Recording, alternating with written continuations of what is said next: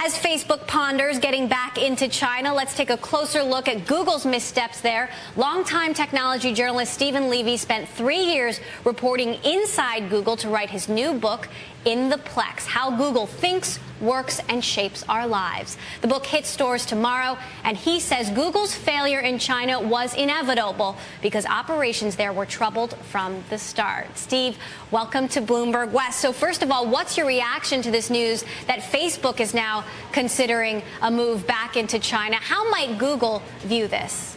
Well, I think Google might say, welcome to it, because Google in particular avoided anything where users put their own information in, and Google had to put that personal information on the servers. Early in right before Google went to China, they called Google and Yahoo and a couple other companies before Congress, and Yahoo was particularly savage in Congress because they had given up some information about one of their users. They identified one of their anonymous users, and he went to jail. So this is the kind of thing you risk when you allow people to put social information in your servers when you operate in China.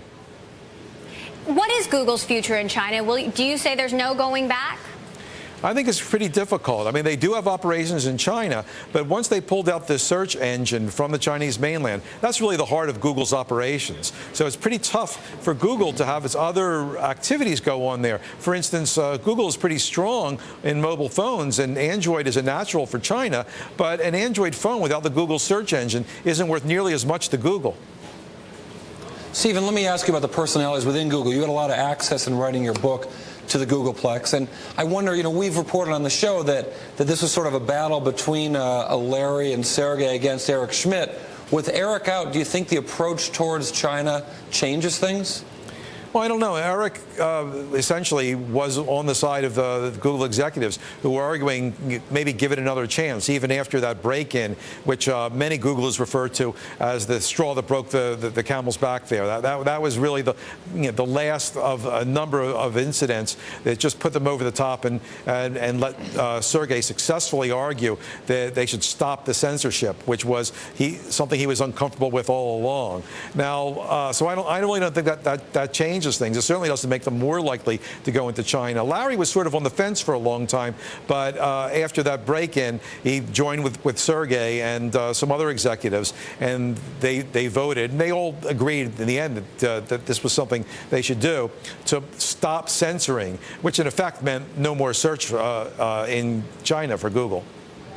I'm always curious about the role of leadership, and is this the kind of thing where, in this case, Sergey really had to push back and fight against the entire business and the tide of growth that's a part of Google fundamentally? And is this a role, when we think about Facebook and what Facebook is going to do, is this a point at which a Mark Zuckerberg or Sheryl Sandberg would stand up and say, no, we're not going to do things that way, we don't care if there's money to be made? Was it that strong a stand?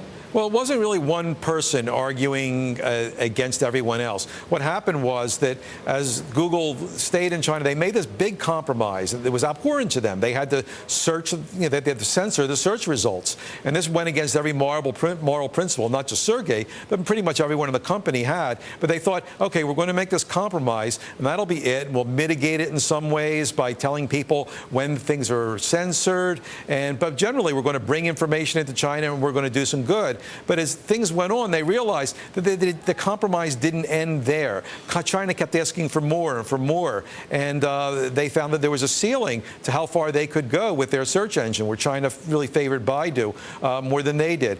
And then after the Olympics in 2008, they found that demands became even increased. So really, it was a number of executives besides Sergey who began thinking, we have to rethink this. And when that break-in came at the end of 2009, that really forced the decision.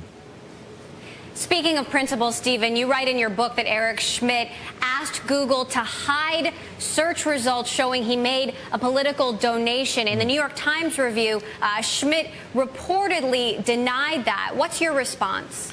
Well, yeah, he did deny that, and so that story, and it happened early in Eric's time as CEO. And my point was, not that he was trying to hide some terrible donation he made. That's all still public.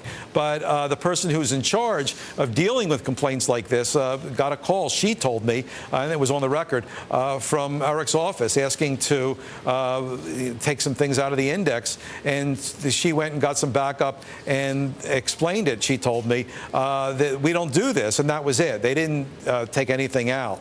So my point was that Google puts a lot of us in this position, and this is something that I think Google should take ownership of, even though it isn't Google's fault that all this information is about us on the internet. It is Google which finds the information so effectively. So I think it's up to Google to somehow figure out a way where it isn't so painful to people, because those first 10 results really is like your resume. And can you imagine if you let someone else put things on your resume that were negative about you? All right, Stephen Levy, author of In the Plex, out tomorrow. Thank you so much for joining us. I hear My it's pleasure. a fascinating read. Thank you.